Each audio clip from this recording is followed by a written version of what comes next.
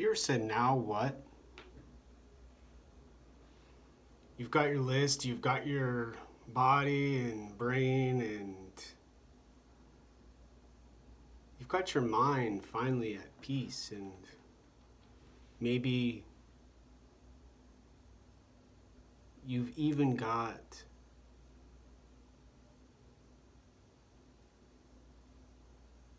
a philosophy or the knowledge that an object like this rock have a purpose. But you got to remember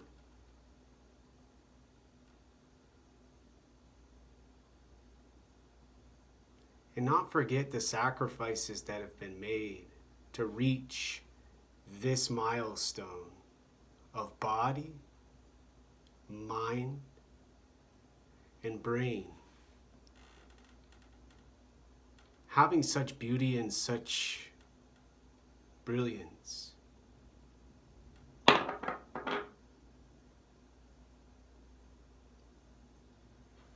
To make a sound and to almost find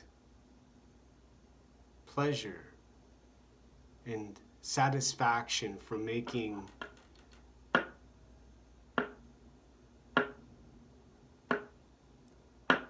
a tune in your brain that you're planning on playing for fun. And for me, it's my eyes, my diplopia. I have hard time with attention. I wear glasses for distance. But when I get close up and I got to see, then I see the freedom of the world.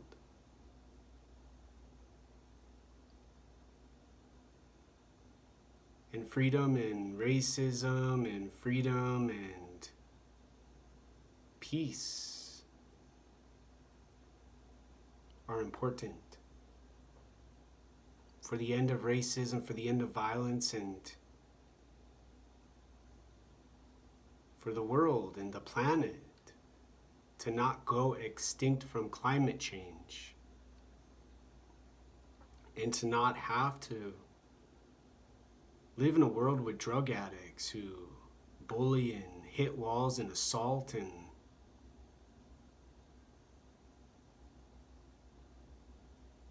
'30-year-olds who take 16 or 17-year-olds away from their mother's home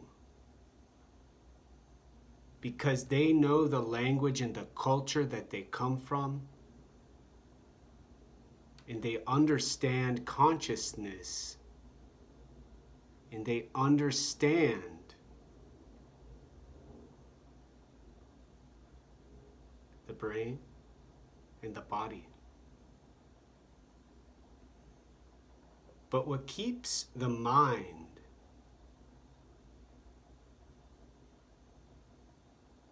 the body and the brain together are sleep. Not Nathan Earl Dodd's hatred for someone in bed with his girl. Not the hallucinogens he supposedly consumed, not the schizophrenia his girl said he had a hard time with, although he was a ninja, a fast ninja.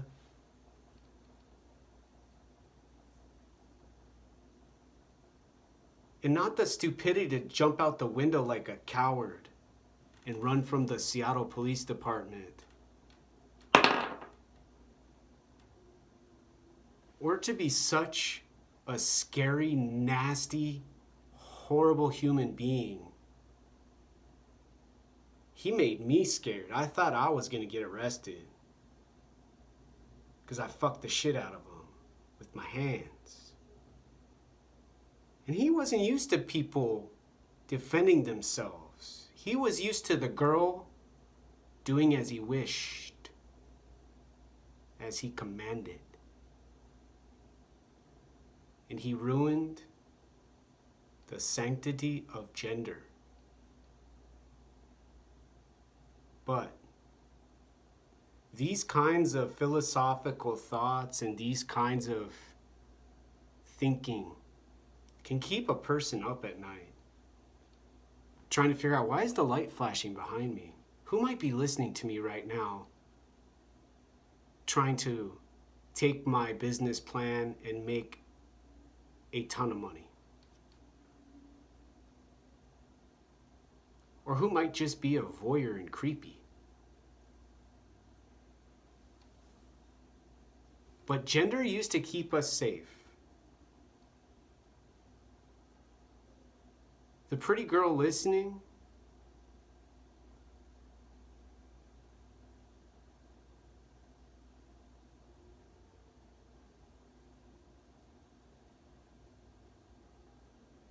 the man who says hi every time I walk by, who kicks his door in almost every night,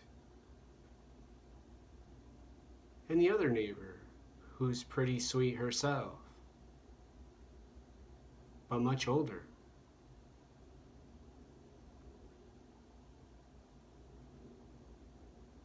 And wise about this area in Seattle. She said in the 80s she used to go to Kachina Kachina down the street. And the other lady's got a pretty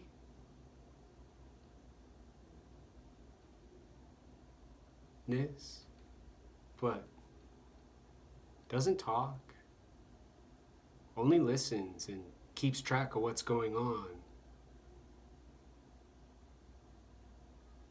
But they're allowed to do these activities. They're allowed to be themselves. So I think the easiest explanation for the nice, smooth transition into sleep and calm, and if you're overseas, just a small break and a small rest. And then attention goes straighter, awareness goes wider,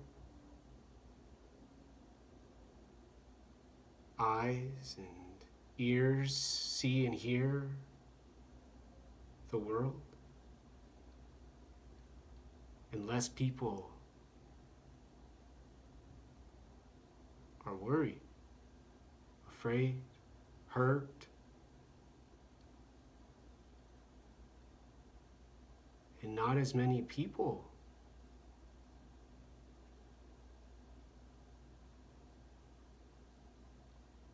don't know what's happening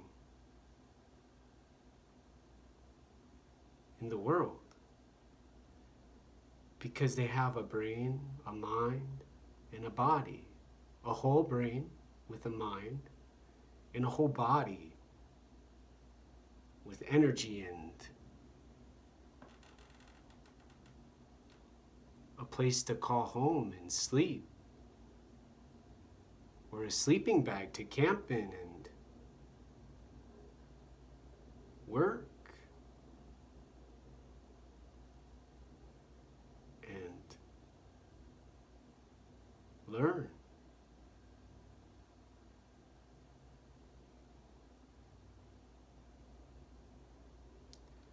With the recognition of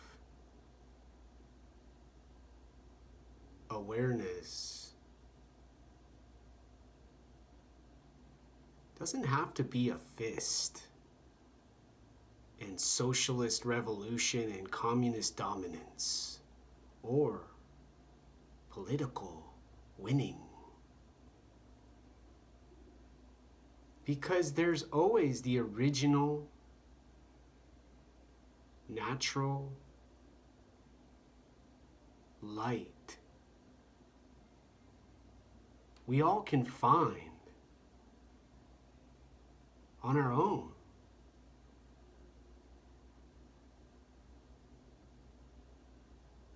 When we acknowledge what we need as a human and what makes us sick.